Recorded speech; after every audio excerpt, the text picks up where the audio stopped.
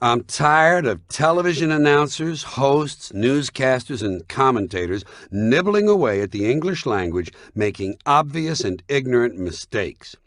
If I were in charge of America's broadcast stations and networks, I would gather together all these people whose jobs include speaking to the public, and I would not let them out of the room until they had absorbed the following suggestions. And I'm aware that media personalities are not selected on the basis of intelligence. I know that, and I try to make allowances for it. Believe me, I really try. But still, there are some liberties taken with speech that I think require intervention, if only for my own sake. I won't feel right if this chance goes by and I keep my silence. Number 1, the English word fort, spelled F-O-R-T-E, and meaning specialty or strong point, is not pronounced forte. Got that? It's pronounced fort. The Italian word forte, F-O-R-T-E, used in music notation, is pronounced forte, and it instructs the musician to play loud. She plays the skin flute, and her forte is playing forte. Look it up if you don't believe me. And don't give me that whiny shit. Forte is listed as the second preference. There's a reason it's second, because it's not first. Here's another thing. You hear this all the time. And believe me when I tell you, irony deals with opposites. It has nothing to do with coincidence. If two baseball players from the same hometown on different teams receive the same uniform number, it's not ironic. It's a coincidence. If Barry Bonds attains lifetime statistics identical to his father's, it will not be ironic. It will be a coincidence. Irony is, quote, a state of affairs that is the reverse of what was to be expected, a result opposite to and in mockery of the appropriate result, unquote. For instance, if a diabetic on his way to buy insulin is killed by a runaway truck, he is the victim of an accident. If the truck was delivering sugar, he is the victim of an oddly poetic coincidence.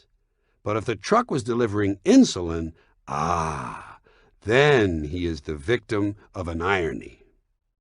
If a Kurd, after surviving a bloody battle with Saddam Hussein's army and a long, difficult escape through the mountains, is crushed and killed by a parachute drop of humanitarian aid, that, my friend, is irony writ large. Darryl Stingley, the pro football player, was paralyzed after a brutal hit by Jack Tatum. Now Darryl Stingley's son plays football, and if the son should become paralyzed while playing, it will not be ironic. It will be coincidental. If Darryl Stingley's son paralyzes someone else, that will be closer to ironic. If he paralyzes Jack Tatum's son, that will be precisely ironic. I'm tired of hearing prodigal being used to mean wandering, given to running away, or leaving and returning. The parable in the book of Luke tells of a son who squanders his father's money. Prodigal means recklessly wasteful or extravagant. And if you say popular usage has changed that, I say fuck popular usage. Here's another one that bothers me. The phrase sour grapes does not refer to jealousy or envy, nor is it related to being a sore loser. It deals with the rationalization of failure to attain a desired end.